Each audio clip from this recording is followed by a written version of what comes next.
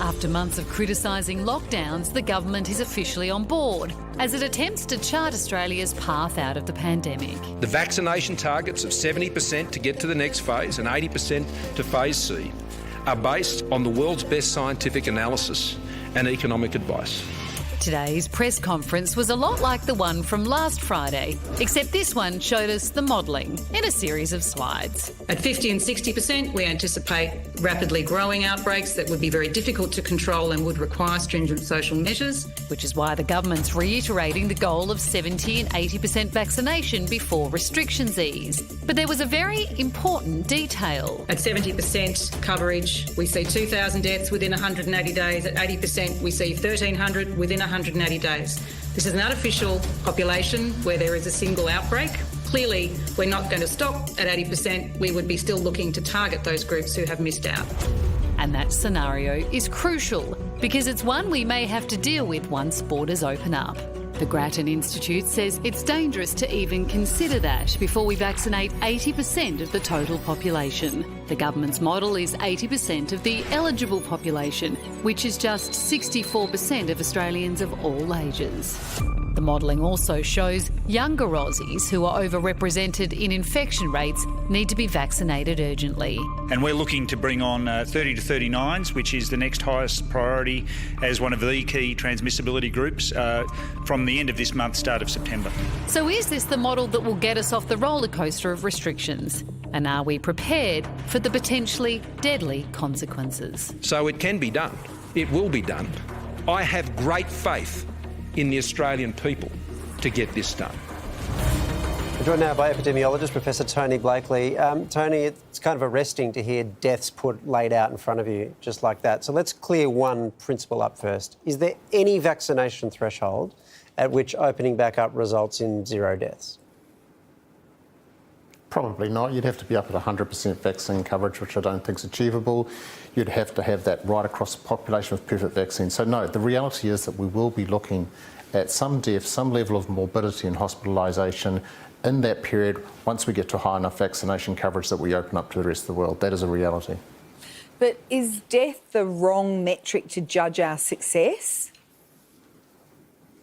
It's one metric, and the way that our modelling does it, which sort of is a bit more sophisticated than the Doherty modelling, is that we look at the deaths, the hospitalisations, the number that you would expect in the year after opening up the border, and the percentage of time that you're in lockdown. If you set those three things, you can then see what policy settings would achieve that about phase C, phase D of this program.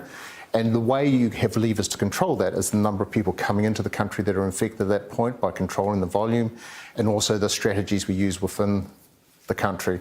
The Doherty modelling largely agrees with the previous modelling by groups like ourselves and others, which is great because we're all saying the same thing, that we need to get that vaccine coverage up to 70% before we ease. So there's a lot of consistency there. So I think that gives the government good strength to go forward with their, I think, quite good plan. You mentioned 70% there. The New South Wales Premier says she's aiming for 50% vaccination before restrictions can ease. We don't know what restrictions she's talking about there. But are you worried that they're going to open up too early?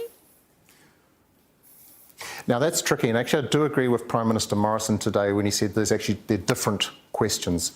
From the perspective of Gladys Berejiklian, it's about loosening off an already very tight restrictions and giving some easing on the way out of a lockdown. And I think 50% they may be able to start doing that. On the other hand, though, we're talking about the national plan for everybody going forward, where we don't want that infection to come in the first place, or at least dampening it and easing up. So, you know, they're coming down from very high level restrictions in some suburbs, at least in New South Wales. So I think that's appropriate.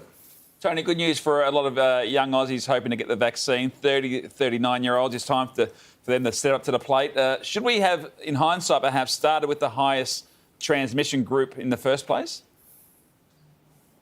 Probably not, because we did want to get the elderly people protected first. Every other country's done this. I remember right at the beginning of the pandemic, some of us modellers were debating whether you go for the young people who are more mobile or the older people, but I think we all agree older people first, but now pivot towards those younger people, the people who are more likely to be the essential workers in the supermarkets, the Uber drivers, those types of people, because they're out and about more and transmitting it. So if we can get them vaccinated, which will get them less chance of transmitting it, it gets us there a bit faster. Tony, always a pleasure to speak. Thank you. Pleasure. I hope that was useful. From expert opinions to in-depth analysis and reporting, the Project YouTube brings you the biggest stories from Australia and around the globe. Hit the subscribe button now for news delivered straight to your feed.